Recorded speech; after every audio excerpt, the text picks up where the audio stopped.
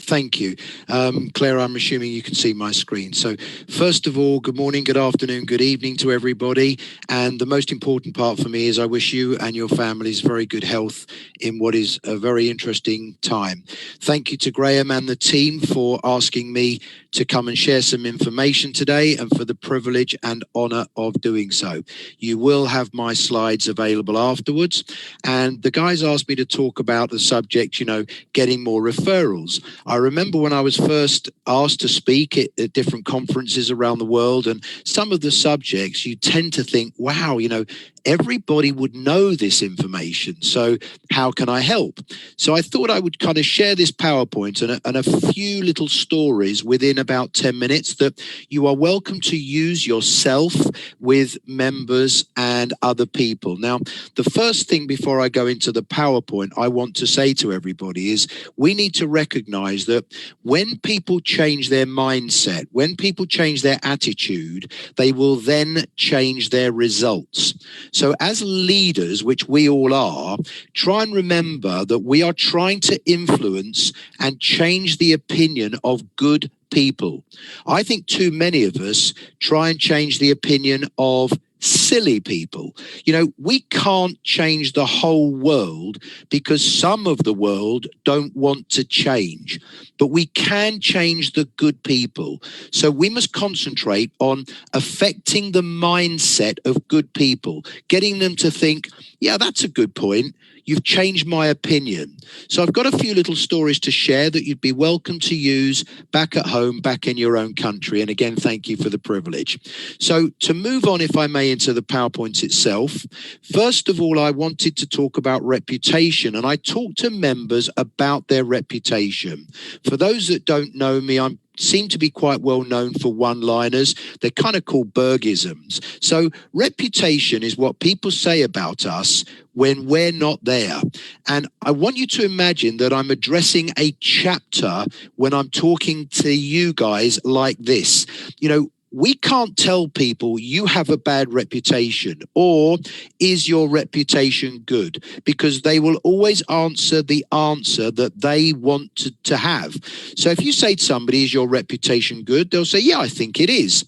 If you can ask them questions and make them question themselves, maybe they will come to the result of, maybe my reputation is not what I think.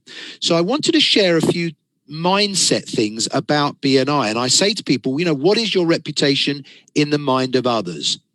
So a great question to ask members, if you run your other business in exactly the same way as you do BNI, what would your other business look like in the next 6 months? And you have to do that quite slowly. So please, for those that know me well, I'll speak a little bit quicker than I normally do today because I want to get the 2 or 3 points over. So when you say to people, and I love it when it's live, face to face, if you run your other business in exactly the same way as you do BNI, what would your other business look like in 6 months' time? And you have to stop and let them reflect. But then the next question is the most effective one. If you do BNI in exactly the same way as you run your business, would you get a better return from your membership? And you can add some moments into this. Would you do a client presentation with no preparation? And yet, do you do your weekly presentation with no preparation? I often say to people, how long would you take to prepare for the outcome of a weekly presentation? Instead of, how long do you take to prepare for the delivery of a weekly presentation? One is a short preparation and a short delivery. The other one is a long preparation, a short delivery with fantastic results. So do you set goals in your business, yet do you set goals in BNI? How many of our members join BNI to earn more money and have no idea how much they want to earn? So it's no surprise people leave. We talk about getting more members, but if we make more of the best members think, then they will stay. I tell my members there are only 2 reasons why they will not receive referrals. 1, everybody hates you. Now, obviously, not everybody hates you, but the fact is I make them realize that as soon as you are in a group of people, somebody won't like you. Somebody, you're too tall, you're too short. So you have to accept that some people won't know you, but they will decide they don't like you. That's just life. If you are in a chapter where you think everybody loves each other, then the only reason is you are either naive or you're in a small chapter. So when you surround yourself with people, they will create their impression. But the other reason why you won't get referrals is people may want to help you, but they don't know how.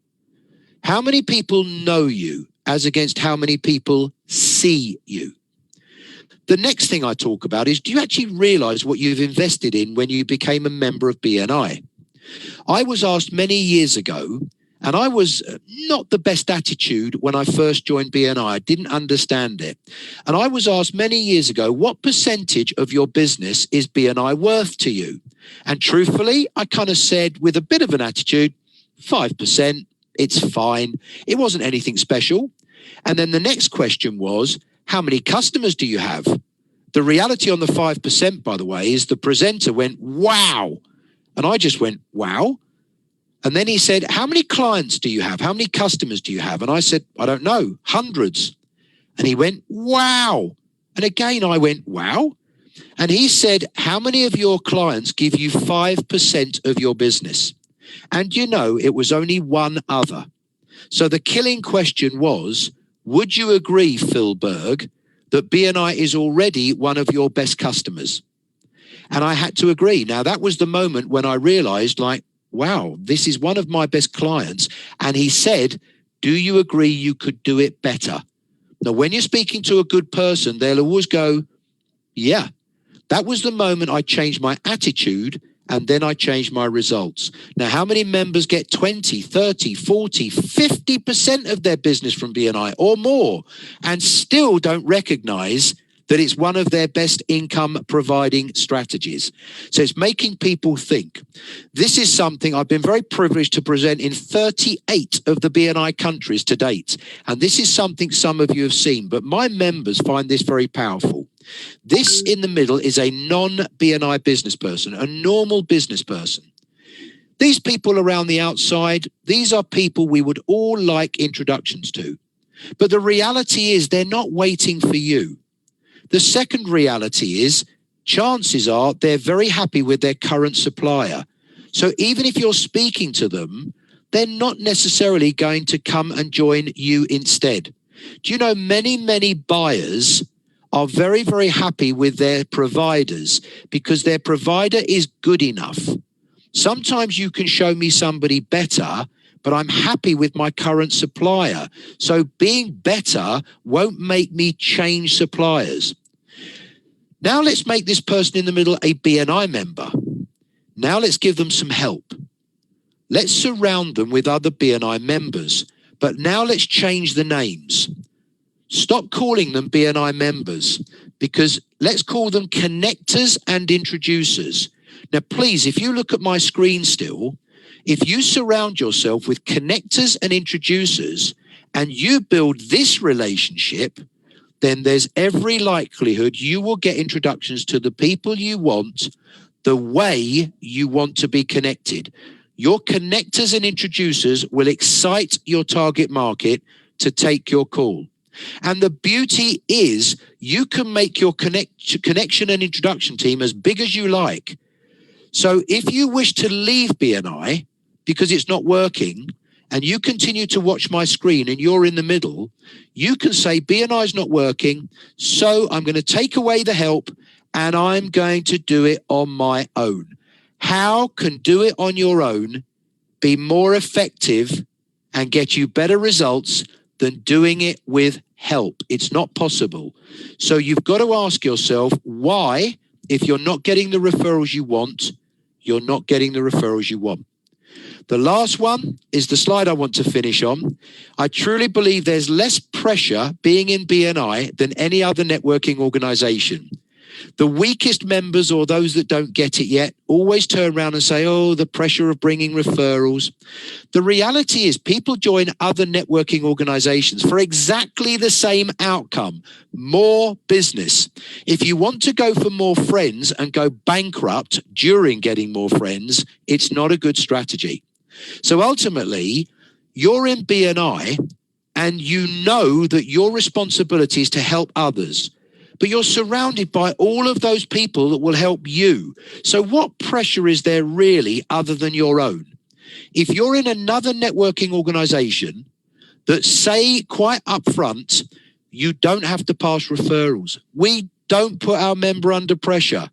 How the hell are you going to receive referrals being in an organization that you do not have to give referrals? So those are three things in a 10-minute session, ladies and gentlemen, that I share with my members that makes the good ones think, wow, yes, I never thought of that. You can't affect the bad ones, so stop trying. Thank you so much for the privilege and honor, Graham and the team, for asking me to represent you. I've done that to the best of my ability, and I wish everybody good health and happiness in the years to come. Thank you so much for having me here today.